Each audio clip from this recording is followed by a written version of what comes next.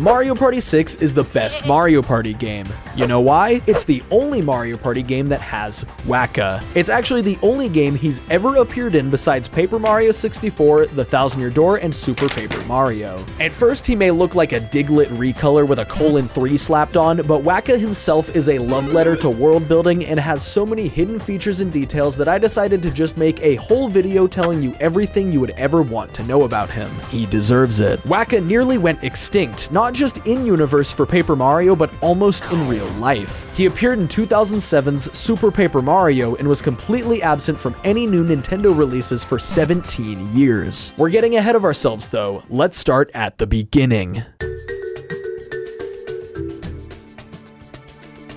Whackas used to be a species, but by the events of each Paper Mario game, Whacka refers to just this singular guy since the rest of them have gone extinct. Wonky, the information seller in Underground Rogueport, claims that the Whacka found in-game is the last remaining member of the species, and given the fact that every other piece of information he says proves to be correct, we can assume he's probably telling the truth here. Russ T, this nerd from 64, also claims that there's only a single Whacka left. It's not entirely clear if the Whacka we see across the three games are the last Whackas from each region or if they are all the same final Whacka. He does not recognize Mario between games or indicate that he remembers him in any way, and his Super Paper Mario appearance is literally in a different dimension. But given the fact that they are all said to be the last mythical Whacka, I assume they're intended to be the same exact Whacka each time. And as I'll show in more depth later, Whacka has a lot of similar dialogue between his different appearances. So how did we get here? Why did Whackas go extinct? What predators could this adorable, harmless, friendly little mole have? It's capitalism. Unfortunately for Whacka, he's delicious. Whenever he is hit, he drops a Whacka bump, an item that has become known across the world for being very tasty. So tasty, in fact, that people would apparently hunt down Whackas to collect and sell their bumps. This little guy was poached, plain and simple. This is not just canon poaching in a Mario game, but canon poaching in 3 Mario games. A great but also very morbid detail is that the Whacka bump is indeed a great healing item in each game.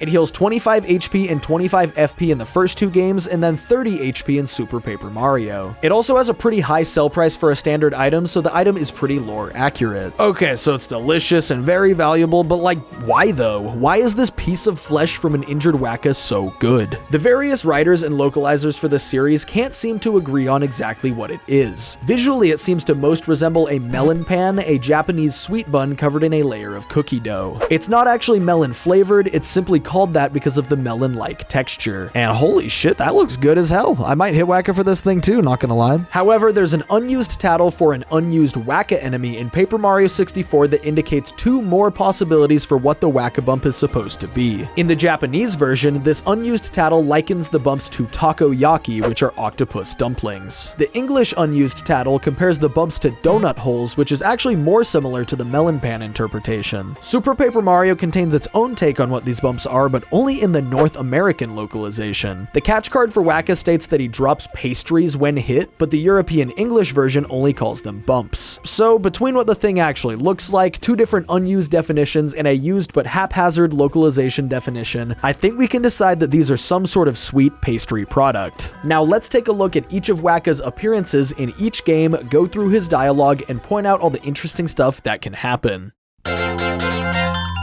Whacka is found on Mount Rugged, first accessible at the beginning of Chapter 2. Here's what Goombario has to say if you use him to tattle Whacka. He's a Whacka. When you hit Whackas, they get bumps that fall off. I heard that they're yummy. You know, I'm not normally into hitting Whackas, but once I heard of their tasty bumps, I got the urge to whack them. Now here's what Whacka has to say to Mario's face. Whack who? I'm Whacka. Just another picture-perfect day atop Mount Rugged. Woo! The sunshine, the fresh air, so refreshing, Whackadoo. He is absolutely big chillin'.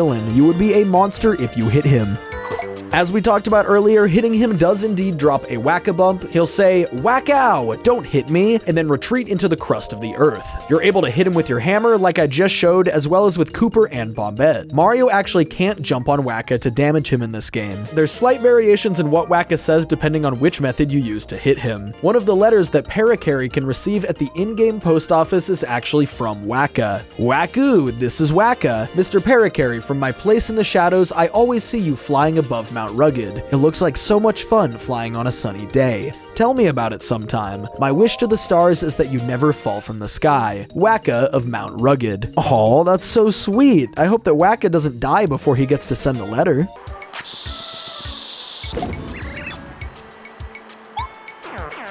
Hitting Whacka 8 times and collecting 8 of his bumps will actually cause him to disappear permanently. Yes, you can become a poacher in Paper Mario on the Nintendo 64. He drops his final bump, says, "I can't take this abuse," and poofs away in the same animation used for enemies being defeated. Between each of these 8 hits, Whacka's dialogue will slightly change. After one hit, his first text box will be the same as before, but the second one will say, "Of course, yesterday was also pretty nice." He repeats this same dialogue after 2 hits, and then after 3 and 4 hits, he'll say, "Whack-hoo, I'm Whacka, another lovely day. Whew! Tomorrow will be beautiful and the day after too." Things start to get a little darker after the 5th hit. Whack-ooh? I'm Whacka, aren't I? I feel like I'm getting a touch forgetful nowadays. Did I remember to eat breakfast this morning? He repeats this after hit 6, and then on his final life, he'll be mumbling incoherently. Whack-hoo, yakadoo, wick, wick, whack-ahoo. And you know what happens after that. As Mario from Nintendo hits this harmless and innocent creature on the head repeatedly, he slowly accumulates head trauma. If you do this whole thing before Parakarry gets a chance to speak to Whacka, he will never send the letter and you will never get to read it. This doesn't have any impact on 100% completion of the game unless you personally count getting all the letters as one of the objectives. This also does in fact mean that there is a maximum of 8 Whacka bumps you can ever obtain in 64. They are a completely non-renewable resource. Once you've eaten them, sold them, tossed them, or otherwise removed them from your inventory, you can never use one again. There are a couple recipes in the game that use Whacka bumps, but each of these recipes has an alternative combo to prevent you from accidentally locking yourself out of recipe completion. The sell price maxes out at 64 coins in the Western Toadtown shop, which is pretty decent for this game's economy, but hardly worth it compared to how good of a healing item it is. Of course, you would never get any of these to begin with, right? While researching for this video, I found a really interesting Whacka-related thread on GameFAQs from 17 years ago. There was apparently a rumor that Bombette could be used to blow up Whacka and obtain 2 bumps at once. But if we actually test that in-game, Bombette will damage Whacka without any bumps dropping. This still depletes his health by 2, meaning that you're effectively deleting 2 Whacka bumps by using Bombette. I'd say that this is a scam, but if you really want to blow up this cute little guy, then you deserve to get fucking robbed. Man, I love elite ball knowledge found on old GameFAQs forums. Gotta be one of my favorite parts of the internet.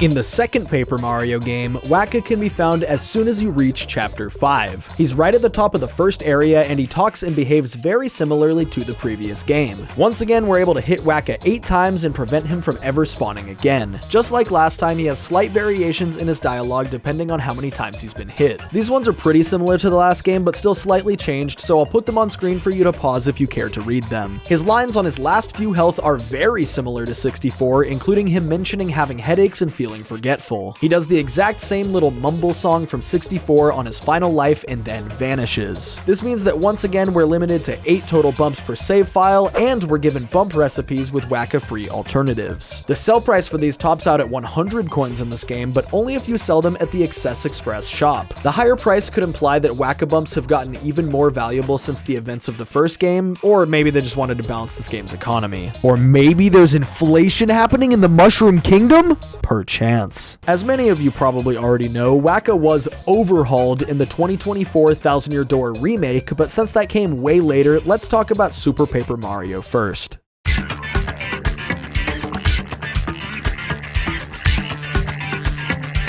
Whacka's in Chapter 5-1 right outside of the Cragnon village. This whole area has a prehistoric aesthetic, but there is thankfully, and I mean that by the way, they would have fucked it up, no time travel in this game, so this is at least consistent with the time period of the Paper Mario series. He can be found by returning after playing 5-4 and unlocking Dottie, who's needed to shrink through this wall in 3D. His behavior and dialogue is, once again, very similar to the previous games. I'll put all the dialogue variations on screen if you'd care to read them. The same headache and forgetfulness bit pops up, and he sings the exact same song on his final life yet again. If this isn't a strong indicator that this is the same Whacka across games, I don't know what is. SPM Whacka can be hit by jumps, Cudge's hammer, Bowser's flame, Boomer, or even the Shell Shock item. In typical Whacka fashion, he has a slightly different response depending on which attack you use. Hitting him, of course, spawns a Whacka bump, which heals 5 more HP than the other 2 Paper Marios, but doesn't heal FP because FP doesn't exist in this game. This time around, its in-game description says, "How do you sleep at night?" at the bottom. It has an even higher sell price than TTYD, topping out at 150 coins. It's once again fun to imagine this means that Whacka bumps are going up in value, but Super Paper Mario easily has the most inflated coin economy out of the 3 games. Interestingly, SPM finally introduces a recipe that can only be made with a Whacka bump, the Roast Whacka bump. This item sells for 50 more coins than the uncooked version, but it only heals 5 HP instead of 30. Its in-game description humorously calls it a rare and cruel dish. Just like the previous 2 games, there are also a few alternate recipes that use Whacka bumps, but literally none of them are worth it compared to other options. Wait a minute, isn't cooking all recipes required for 100% completion? It sure is. Have no fear, the benevolent SPM developers would never make a mistake. You're able to earn infinite Whacka bumps from the Flipside arcade, and they cost 300 Flipside tokens each. If you're unfamiliar with SPM's arcade, it's pretty similar to how the Pianta Parlor works in Thousand Year Door. It has some really fun and unique minigames, but I'll save that for another day since I've already been thinking about doing a dedicated video on the Flipside arcade. I guess let me know in the comments if that's something you're interested in. This makes grinding minigames for Whacka bumps an okay option for coin grinding, but it's still not worth the time compared to catching and selling Amazy Daisy cards. As I kind of implied before, you can earn infinite Whacka bumps from the arcade because Whacka still dies in 8 hits like before. However, this time around, Whacka is replaced by another NPC. Her name is Norite, and she's a local Cragnon. She's very sad that her friend Whacka is gone now. Wait a minute, is she holding a little hatchet? Let me tattle her with Tippy to see what that's about. That's Norite. This girl came out of nowhere in search for Whacka. Whacka always touched her delicate heart with his constant smile, but they were suddenly separated, and now Norite's heart is about to burst. In her sadness, she cannot even eat her favorite snack, Whacka bumps. Oh, she was eating him. Beyond Whacka's BFF, there's another mention of him in a completely different part of the game, the Sammer Kingdom. As I've covered before, the writers had an absolute field day with the Sammer guy names, and it just so happens that one of the later Sammer guys, one that you would only find by playing this challenge in the post-game, is named Wrath of Whacka. You would prey on the weak, you would whack innocents, you would harvest their pain. You know of what I speak.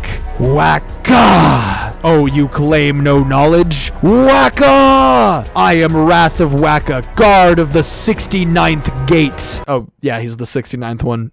And I avenge Whacka! There's one other reference to Whacka in yet another completely different part of the game. Fort Francis contains a lot of little Easter eggs and references to 64 and TTYD, and that includes a couple Whacka figures, or maybe they're plushies, on his shelf here. They're tiny little sprites, so I don't know exactly what piece of memorabilia they're supposed to be. Super Paper Mario was easily Whacka's biggest appearance in the series, and given the fact that Whacka has sat out all of the new gen Paper Mario games, we all thought it would be Whacka's most notable appearance forever. But then...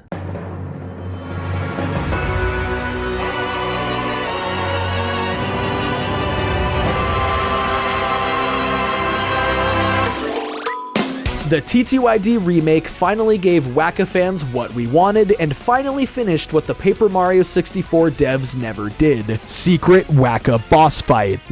Hitting him commences a fight, and he is one of the strongest bosses in the entire game. Whacka's entire combat strategy oddly revolves around his bumps. Every hit he takes will spawn a Whacka bump next to him, and he can do 2 different things with these. He's able to throw them at you for 10 damage each, or he's able to eat his own bump and heal for 25. That's about a quarter of his max health, which is 108 HP. Why such an oddly specific number? My guess would be that it's in reference to his 8 HP he has when you hit him. Maybe it implies that he never died and always had 100 HP left in the tank. Or maybe, just maybe, this is a silly boss fight designed for fan service and fun.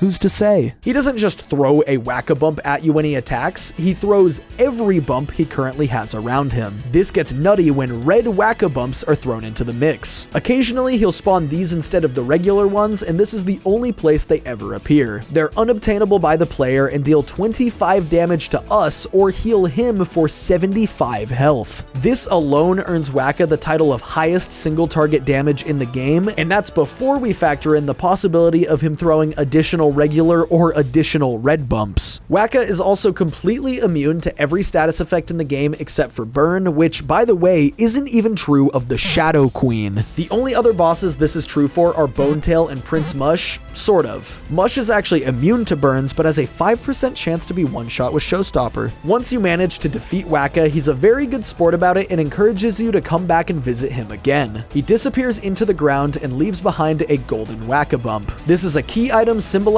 your victory over Whacka. It does absolutely nothing. Whacka wasn't bluffing when he said you could come back, by the way. Returning to floor 100 of the pit again will cause him to respawn, allowing you to refight him. However, this isn't a pointless exercise. Every time you defeat him after the first one, you're rewarded with a regular Whack-a-Bump. The remake has finally added infinitely renewable Whack-a-Bumps to Thousand Year Door, and it is so incredibly tedious to grind for that there's no realistic reason to ever do it. You can pay the mover to skip to floor 50 each time, but that is still 50 floors of fights and the boss fight at the end to get one Whack-a-Bump. And while researching for this video, I found some guy on Reddit who showed that they grinded to a full storage and inventory full of Whack-a-Bumps in the TTYD Remake. There's 32 storage slots and 20 item slots with the Strange Sack. That's 52 Whack-a-Bumps. Assuming they kept all the originals, they played the second half of the pit an extra 44 times after already clearing it a time and a half for Bonetail and the golden Whack-a-Bump.